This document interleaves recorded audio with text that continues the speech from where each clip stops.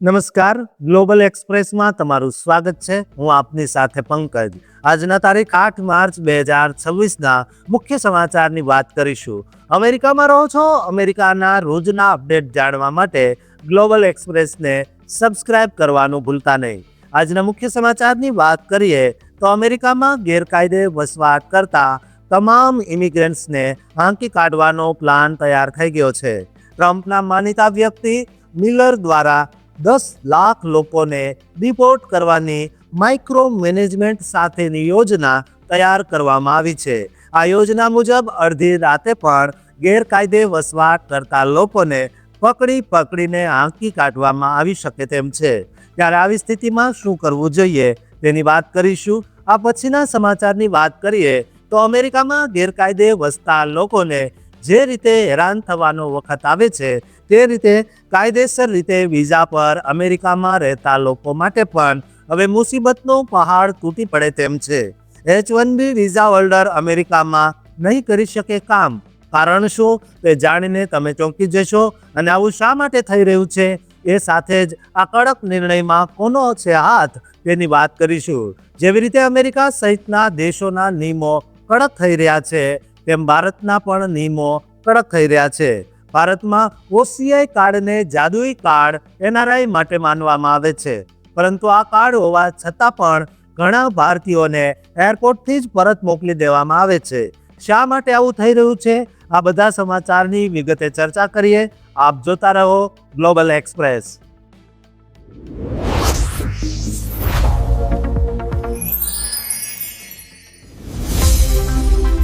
શું અમેરિકાની ધરતી પર ફરી એકવાર એવો ડર પેદા થવા જઈ રહ્યો છે જે લાખો પરિવારોને વેર વિખેર કરી નાખે? જ્યારે સત્તાના ગલિયારામાં બેઠેલા એક શખ્સ અદ્રશ્ય દોરીઓ ખેંચીને આખા દેશના ઇમિગ્રેશન તંત્રને પોતાની મુઠ્ઠીમાં કરી લે, ત્યારે સમજવું કે તોફાન હવે શાંત થવાનું નથી પણ વધુ વિકરાળ બનવાનું છે. મધ્યરાત્રિએ પડતા દરોડા, ચીસો પાડતા પરિવારો અને કાયદાના નામે થતી લોહિયાળ અથડામણો. શું આ માત્ર સુરક્ષાનો સવાલ છે કે પછી કોઈના અહંકારનો ખેલ? આજે અમે વાત કરીશું એ માસ્ટર માઇન્ડનો જે વ્હાઇટ હાઉસમાં બેસીને ઇમિગ્રન્ટ્સના નસીબ લખી રહ્યો છે અને જેણે અમેરિકાના રસ્તાઓને રણ મેદાનમાં ફેરવી દીધા છે. આ રહસ્યમય અને ખૌફનાક રણનીતિ પાછળનું સત્ય જાણીને તમે પણ કંપી ઉઠશો. આજે 8 માર્ચ 2026ના રોજ અમેરિકાથી ઇમિગ્રેશનને લઈને અત્યંત ચોંકાવનારા અહેવાલો સામે આવી રહ્યા છે. જ્યાં ટ્રમ્પ એડમિનિસ્ટ્રેશનમાં સ્ટીફન મિલર અત્યારે ઇમિગ્રેશન જાર તરીકે સર્વોપરી બની ગયા છે. ડોનાલ્ડ ટ્રમ્પના આ બીજા કાર્યકાળમાં મુખ્ય લક્ષ્ય માસ ડિપોર્ટેશન એટલે કે મોટા પાયે દેશ નિકાલ કરવાનું છે, જેમાં વાર્ષિક 10 લાખથી વધુ લોકોને આંકી કાઢવાની યોજના તૈયાર કરવામાં આવી છે. જાન્યુઆરી 2025થી આઈસ એજન્સીને દરરોજ 3000 લોકોની ધરપકડ કરવાનો ટાર્ગેટ આપવામાં આવ્યો, જે સામાન્ય દિવસો કરતાં 4.5 ગણો વધુ છે. સ્ટીફન મિલર પોતે white house deputy chief of staff તરીકે સોમવારથી શનિવાર સુધી રોજ સવારે 10 વાગ્યે અધિકારીઓ સાથે મીટિંગ કરીને માઇક્રો મેનેજમેન્ટ કરી રહ્યા છે. તેમનો આદેશ સ્પષ્ટ છે કે માત્ર ગુનેગારો જ નહીં પણ સામાન્ય ઇમિગ્રન્ટ્સને પણ નિશાન બનાવો, જેના કારણે અત્યારે હોમ ડેપો અને 7-Eleven જેવા સ્ટોર્સની બહારથી ડે લેબરર્સની અંધાધૂંધ ધરપકડ થઈ રહી છે. મિલરની રણનીતિ મુજબ કાયદેસરના ઇમિગ્રેશનમાં પણ 33%થી 50%નો કાપ મૂકવામાં આવી રહ્યો છે, જેની અસર હાઈ સ્કિલ્ડ વર્કર્સ અને વિદ્યાર્થીઓ પર સીધી રીતે પડી રહી છે. આ આક્રમક નીતિના અમલીકરણ માટે $170 બિલિયન તોતિંગ ફંડિંગ પેકેજ રાખવામાં આવ્યું છે. જો કે આ આક્રમકતા અત્યારે લોહિયાળ બની છે. 24 જાન્યુઆરી 2026ના રોજ મિનિયાપોલિસમાં એક ઓપરેશન દરમિયાન ફેડરલ એજન્ટોએ રેની ગુડ અને એલેક્સ પ્રેટી નામના 2 અમેરિકન નાગરિકોને મારી નાખ્યા હતા, જેઓ માત્ર વિરોધનું ફિલ્મિંગ કરી રહ્યા હતા. મિલરે તેમને ડોમેસ્ટિક ટેરરિસ્ટ કહ્યા હોવા છતાં આ ઘટનાથી સમગ્ર અમેરિકામાં બાય પાર્ટીઝન ટીકા શરૂ થઈ છે. આ વિવાદો અને આંતરિક ભ્રષ્ટાચારના આરોપોને કારણે 5 માર્ચ 2026ના રોજ DHS સેક્રેટરી ક્રિસ્ટી નોમની હકાલપટ્ટી કરવામાં આવી અને તેમના સ્થાને હવે 31 માર્ચથી સેનેટર માર્ક વેન મુલિન કાર્યભાર સંભાળશે. મુલિન પણ મિલરના જ કડક વિઝન સાથે જોડાયેલા છે, તેથી રેડ્સ ચાલુ રહેશે, પણ હવે તે વધુ ટાર્ગેટેડ હશે. અત્યારે ડેમોક્રેટ્સે ફંડિંગ અટકાવ્યું હોવાથી આંશિક શટડાઉન જેવી સ્થિતિ છે, છતાં મિલરનું લક્ષ્ય 2026ના અંત સુધીમાં 5 લાખ લોકોને ડિપોર્ટ કરવાનું છે. આ નીતિઓને કારણે અમેરિકાની ઇકોનોમીને $50 બિલિયન નુકસાન થવાનો અંદાજ છે અને રેશિયલ પ્રોફાઇલિંગના ગંભીર આરોપો લાગી રહ્યા છે. તેમ છતાં ટ્રમ્પનું અમેરિકા ફર્સ્ટ વિઝન મિલરના નેતૃત્વમાં અત્યારે પૂરજોશમાં ચાલી રહ્યું છે અને આવનારા દિવસોમાં ઇમિગ્રન્ટ્સ માટે મુશ્કેલીઓ વધુ વધવાની શક્યતા છે. દોસ્તો, જો તમે ગેરકાયદે વસો છો અથવા તમારા કોઈ સગા સંબંધી ગેરકાયદે વસવાટ કરે છે તો તેમના સુધી આ વિડીયો જરૂર શેર કરજો અને આ ચેનલને સબસ્ક્રાઇબ અચૂક કરજો.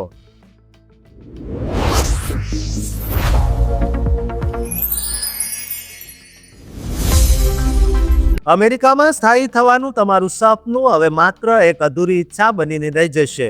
H-1B વિઝાના સહારે હજારો ભારતીય યુવાનો 7 સમંદર પાર કરી ઉજ્જવળ ભવિષ્યની આશા રાખતા હતા. તેમના પર અચાનક મુકાયેલો આ પ્રતિબંધ શું કોઈ મોટા તોફાનની નિશાની છે? ફ્લોરિડાના આ એક નિર્ણયે જે રીતે ટેકનોલોજી અને રિસર્ચ ક્ષેત્રના ભવિષ્ય પર સવાલો ઊભા કર્યા છે, તે જાણીને તમારા પણ હોશ ઉડી જશે. કેમ અચાનક યુનિવર્સિટીઓએ પોતાના દરવાજા વિદેશી પ્રતિભાઓ માટે બંધ કરી દીધા? આ અટકાયત પાછળનો અસલી ખેલ શું અને તેની તમારા કરિયર પર શું અસર પડશે તે જાણવું આજે દરેક ભારતીય માટે અનિવાર્ય છે. આજે આપણે વાત કરી રહ્યા છીએ અમેરિકાના ફ્લોરિડા રાજ્યના એવા ચોંકાવનારા નિર્ણય વિશે, જ્યાં સ્ટેટ યુનિવર્સિટી સિસ્ટમ હેઠળ આવતી તમામ 12 પબ્લિક યુનિવર્સિટીઓએ નવા H-1B વિઝા પર હાયરિંગ એટલે કે ભરતી કરવા પર કામ ચલાવો પ્રતિબંધ મૂકી દીધો.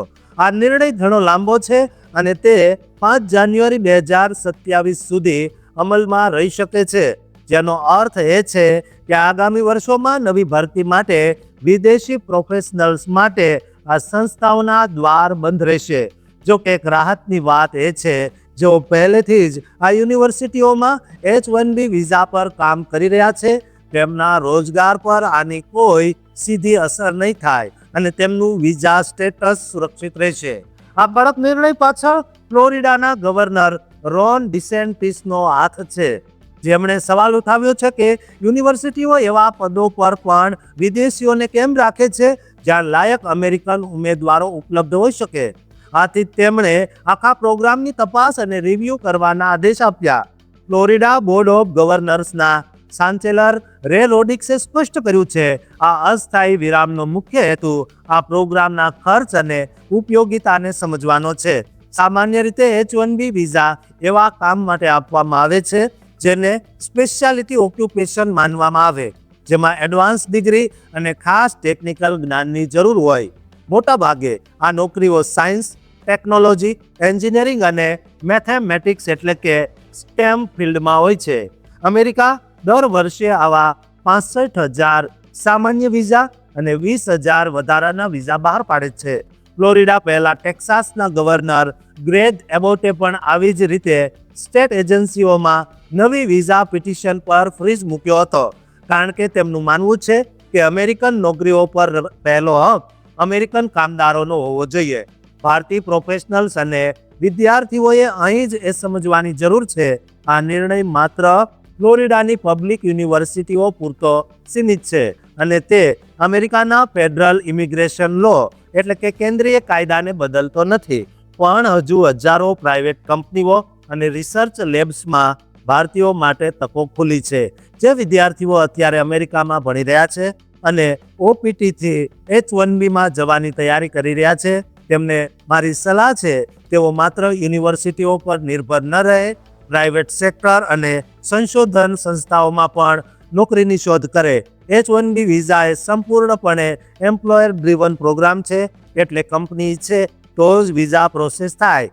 તેથી નોકરી શોધતી વખતે હવે વિઝાની પાત્રતા સાથે કંપનીની હાયરિંગ પોલિસી જોવી પણ ખૂબ જરૂરી બની ગઈ છે.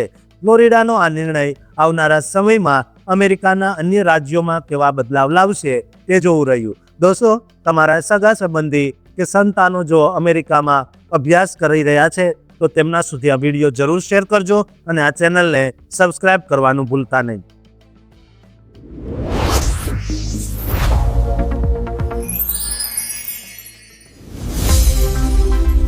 પાસપોર્ટ બીજા દેશનો અને હૃદય ભારતીય છે.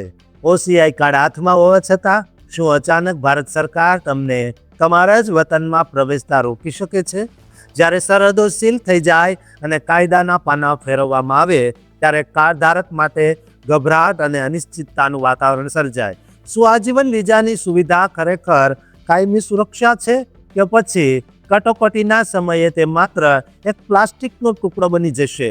આજે અમે એવા કાયદાકીય વાત કરવાના છીએ જે દરેક NRI અને OCI કાર્ડ ધારક માટે જાણવું અત્યંત જરૂરી છે, કારણ કે તમારી એક ભૂલ તમને તમારા મૂળિયાથી હંમેશા માટે અલગ કરી શકે.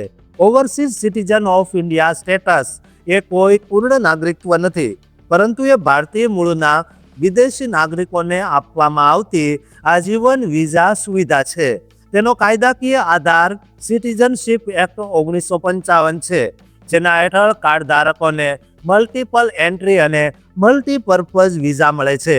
OCI ધારકોને ભારતમાં 180 દિવસથી વધુ રહેવા માટે FRRO રજિસ્ટ્રેશનની જરૂર પડતી નથી અને તેઓ ખેતીની જમીન ખરીદવા સિવાયના તમામ આર્થિક અને શૈક્ષણિક લાભો NRIની સમકક્ષ મેળવી શકે છે. જો સૌથી મહત્વની વાત એ છે કે OCI કાર્ડ ધારક પાસે ભારતમાં મતદાન કરવાનો અધિકાર હોતો નથી અને તેઓ કોઈ બંધારણીય હોદ્દો ભરી શકતા નથી. ભારતમાં પ્રવેશ એ તેમનો મૂળભૂત અધિકાર નથી, પરંતુ વિઝા પર આધારિત એક વિશેષાધિકાર છે. ભારત સરકાર ગમે ત્યારે OCI કાર્ડ રદ કરી શકે જો રજિસ્ટ્રેશન વખતે ખોટી માહિતી આપવામાં આવી હોય, રાષ્ટ્રીય સુરક્ષા માટે જોખમ હોય અથવા ભારતના હિતો વિરુદ્ધ પ્રવૃત્તિ કરવામાં આવી હોય. સિટીઝનશીપ એક્ટની કલમ 7D હેઠળ કાર્ડ રદ કરવાની જોગવાઈ છે અને એકવાર કાર્ડ રદ થયા પછી ભારતમાં પ્રવેશવાનો અધિકાર ખતમ થઈ જાય. આ સિવાય ફોરેનર્સ એક્ટ 1946 અને પાસપોર્ટ એક્ટ 1920 હેઠળ કેન્દ્ર સરકાર પાસે સત્તા છે કે જાહેર સલામતી કે કટોકટીની સ્થિતિમાં કોઈ પણ વિદેશી નાગરિકના પ્રવેશ પર પ્રતિબંધ મૂકી શકે. કોવિડ દરમિયાન પણ ગૃહ મંત્રાલયે નોટિફિકેશન બહાર પાડીને OCI પ્રવેશ સ્થગિત કર્યો હતો, જે સાબિત કરે છે કે અસાધારણ સંજોગોમાં સરકાર પાસે આ સત્તા રહેલી છે. અમેરિકા, UK કે કેનેડામાં રહેતા ભારતીય મૂળના પરિવારો એ જાણવું જરૂરી છે કે ભારત આવતા પહેલા ઓફિશિયલ સોર્સ અને એમ્બેસીની વેબસાઇટ ચેક કરવી જોઈએ. જો એરપોર્ટ પર તમને રોકવામાં આવે તો તમને લેખિત કારણ માંગવાનો અધિકાર છે અને જો તમને લાગે કે નિર્ણય ગેરવાજબી છે તો હાઈકોર્ટમાં જ્યુડિશિયલ રિવ્યુનો વિકલ્પ પણ ઉપલબ્ધ છે. બંધારણની કલમ 14 મુજબ કાયદા સમક્ષ સમાનતા મળે છે, તેથી કોઈ પણ સરકારી પગલું કાયદેસર હોવું જરૂરી છે.